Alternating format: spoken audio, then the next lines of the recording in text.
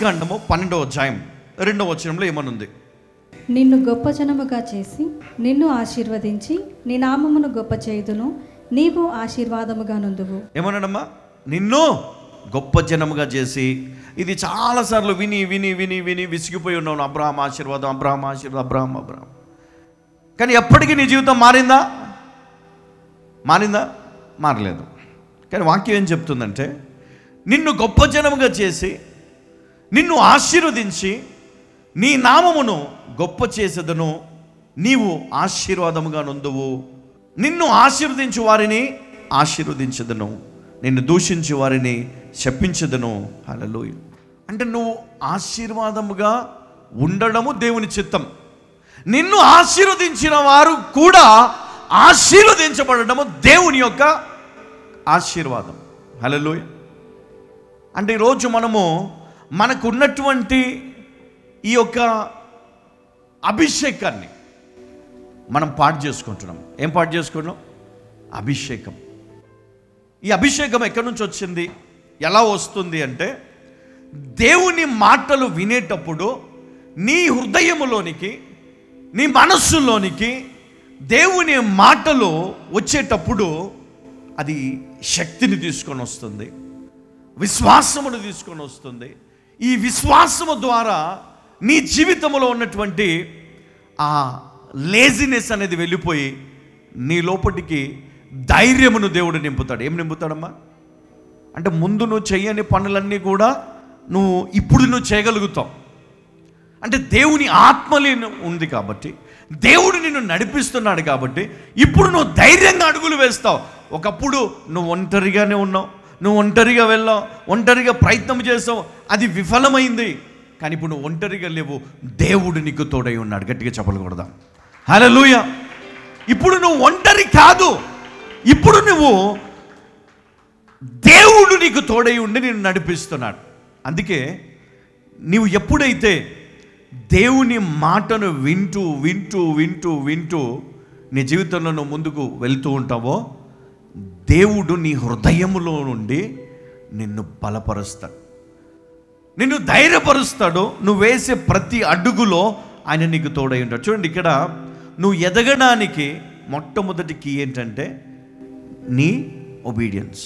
హల్లెలూయా. ఏంటమ్మా? విధేయత. నువ్వు దేవునికి లోపడడం కావాలి, దేవుని మాట వినడం కావాలి, దేవుని కోసం సమయం ఇచ్చే వ్యక్తిగా ఉండాలా. దేవుని కోసం సమయం పక్కన పెట్టండి. అసలు ఆలోచన వస్తేనే తలనొప్పి నీకు. ప్రార్థన ఎన్నిసార్లు చేసినా ఏం ప్రయోజనం లేదు. ఏం చేస్తాం ఇంకా? ఎన్నిసార్లు తింటలే అమ్మా అన్నం. ఎప్పుడన్నా ప్రతిరోజు తింటున్నాం కదా, ఇక మానేస్తాను భోజనం అని మానేస్తాం ఎప్పుడన్నా?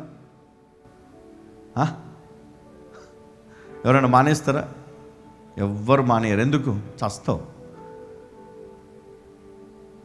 తిండి మానేస్తే ఏమవుతుంది చెప్పండి అమ్మా? ఇవాళ రేపు డైటింగ్ అని మానేస్తున్నారు, తర్వాత తెలుస్తుంది. ఇదేంటి సొంతంగా అయిపోయినావు? అసలు భోజనం చేయట్లేదు కదా. ఫాస్టింగ్ ఎన్ని రోజులు ఫాస్టింగ్? 40 రోజులు. అసలు వాడు ఫాస్టింగ్ ఉండేది పక్కకు కావడానికి, పొట్ట తగ్గడానికి.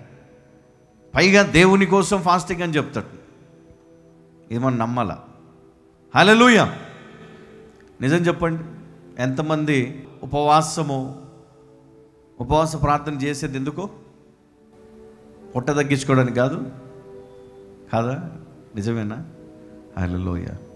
దేవునికి స్తోత్రం. హల్లెలూయా. అందుకే దేవుడు ఎవరిని ఇష్టపడతాడంటే, దేవుని మాట వినే వారిని చాలా ఇష్టపడతాడు ఆయన. వారికి తోడై ఉంటాడు, వారిలో ఉండి వారిని నడిపిస్తాడు. నువ్వు వెళ్తున్నప్పుడు దేవుని స్వరం నువ్వు వింటావు, పడుకున్నప్పుడు దేవుని స్వరం వింటావు, నీవు సమస్యలో ఉన్నప్పుడు, నువ్వు ఎలాంటి ఇబ్బందిలో ఉన్నా దేవుడు నీతో మాట్లాడడం నువ్వు వింటావు. చాలామంది ఏమనుకుంటారంటే, దేవుడు ఎప్పుడు మాట్లాడి నాతోటి వినాలా, సమయం ఇవ్వాలను. ఒక్కొక్కసారి నువ్వు తప్పు చేస్తూ ఉంటే, వద్దు ఇది చేయొద్దు, దేవుడు చూస్తున్నాడు. లేదా నీ మనస్సు నిన్ను గద్దిస్తూ ఆ తప్పు చేయకుండా నిన్ను పక్కకి తీసుకెళ్ళిపోతుంది. అవునా కదా? ఎన్నోసార్లు ఒకవేళ నువ్వు తిట్టినా, అరిచినా, కొట్టినా వెంటనే నువ్వు ఏం చేస్తావు, కొంతసేపటి రియలైజ్ అయ్యి మళ్ళీ వెళ్ళి సారీ చెప్పి కదా, నా తప్పైందా నా ముద్దు పెట్టి తిట్టాను, కొట్టాను. అదే దేవుని స్వరం. హల్లెలూయా. వినాలి, దేవుని స్వరాన్ని వినాలి, దేవుని వాక్యాన్ని చదవాలి, దేవుని కోసం బ్రతకాలి. మన కోసం మనం బ్రతుకుతున్నాం, అది తప్పు, అది పొరపాటు. నీ కోసం, నీ పిల్లల కోసం, నీ తరముల కోసం. అందుకే మనిషి అంట ఒక టైం రాగానే చచ్చిపోతాడంట. ఎందుకు? నీ పిల్లల కోసం, నీ తరముల కోసం నువ్వు ఏం చేయలేవంట. వాళ్ళ కోసం నువ్వు బ్రతికావు కదా, ఇదిగో నీ బ్రతికి ఇంతవరకే, నువ్వు వాళ్ళ కోసం కాదు వచ్చింది అని చావు ప్రతిసారి గుర్తు చేస్తుందంట మనకి. ఒక వ్యక్తి చాలా సంపాదించాడు, చాలా పేరు సంపాదించాడు, చాలా డబ్బు సంపాదించాడు, మరి చాలామంది పిల్లలు ఉన్నారు, 9 మంది పిల్లలు. ఆయన అనుకున్నాడు, ఇక ఎవరు లేరు, మా కుటుంబమే నాకు పెద్ద అండ అని. మరి ఆ ఫ్యామిలీస్ని ఆయన ఏం చేశాడంటే, ఒక ప్రత్యేకమైనటువంటి స్థలంలో, పెద్ద స్థలం, ఒక 30-40 ఎకరాల స్థలంలో మరి ఆయన వారి యొక్క ఇల్లు నిర్మించుకొని అక్కడ జీవనం సాగించాడు. అక్కడ ఏం జరిగింది అంటే, వీళ్ళు పెద్దగా అయ్యారు పిల్లలు. తర్వాత వారికి మంచి సంబంధాలు చూసి పెళ్ళిళ్ళు చేసి అక్కడ వారు సెటిల్ అయిపోయారు, మంచిగా పెరుగుతూ ఉన్నారు అందరూ, వాళ్ళకి పిల్లలు పుట్టారు, గ్రో అవుతున్నారు అందరూ. ఒక రోజు వచ్చింది, చావు ఆయన ముందు నిల్చొని ఉంది. అప్పుడు ఆయన కన్నీళ్లు విడుస్తూ ఆ చావుతో అంటున్నాడంట, నేను అనుకున్నాను నా పిల్లలు, వారి పిల్లలు, వారి పిల్లలు తరతరాలు ఏలుదాము ఈ స్థలాన్ని అనుకున్నాను, కానీ ఇక్కడితోన్న సమయం అయిపోయింది. ఇది ఎవరు చూసుకుంటారో, ఏం చేస్తారో, ఏమైపోతుందో. ఆయన ఫాలో అయిన నీతి కానీ, ఆయన ఫాలో అయినటువంటి పద్ధతులు కానీ, ఇవన్నిటిని ఏం చేస్తారో వీళ్ళు. ఎందుకంటే అందరూ ఒకేలాగా ఉంటారు కదా, 5 వేళ్ళు ఒకేలాగా ఉన్నాయా? లేవు. అలాగే పుట్టే పిల్లలు కూడా అందరి మనసులు ఒకలాగా ఉండవు, అందరి ఆలోచనలు ఒకలాగా ఉండవు. ఆయన ఊహించినట్లే ఆయన చనిపోయిన తర్వాత ఆ పిల్లలు మరి అక్కడ ఉన్నటువంటి మరి ఆస్తులన్నిటిని కూడా వారు ఏం చేశారంటే అమ్ముకొని ఎటోడట వెళ్ళిపోయినాడు. అక్కడి నుంచి వేరే వేరే ప్రాంతాలకు, వేరే వేరే దేశాలకు వెళ్ళిపోయి ఈయన ఆలోచనలు, ఈయనకున్నటువంటి మరి ఆ ఫ్యూచర్ ప్లానింగ్ అంతా కూడా స్పాయిల్ అయిపోయింది. అంటే ఏ మనుషుడు ఏది అనుకున్నా అది నిలబడు. ఫరో రాజు కూడా అనుకున్నాడు మొత్తం మేమే ఏలాలి అని. ఏమైపోయింది లాస్ట్కి? ఏమి లేదు అక్కడ. ఇప్పుడు మనం చూస్తాం పెద్ద పెద్ద రాజులు కట్టిన కోటలను చూసి ఇది పలాని రాజు కట్టాడు, రాజ్యాలు కట్టారు, రాజ్యాలను ఏలారు, కానీ వారు బ్రతికున్నారా? లేరు.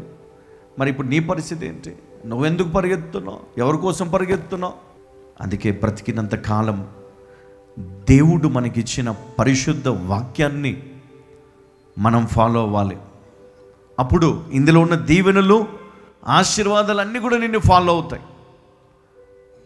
అంతేగాని మనం ఈ లోకాన్ని ఫాలో అవుతే, ఈ లోకంలో ఉన్న పద్ధతులను ఫాలో అయితే మన లైఫ్ ఎప్పటికీ సక్సెస్ కాదు. ఒక వ్యక్తి సక్సెస్ కావాలంటే ముందుగా దేవునికి లోబడాలి, దేవుడు ఉన్నాడు అని గ్రహించాలి. ఆ తర్వాత వాక్యానుసారమైన జీవితాన్ని జీవించడం మొదలు పెట్టాలి. హల్లెలూయా.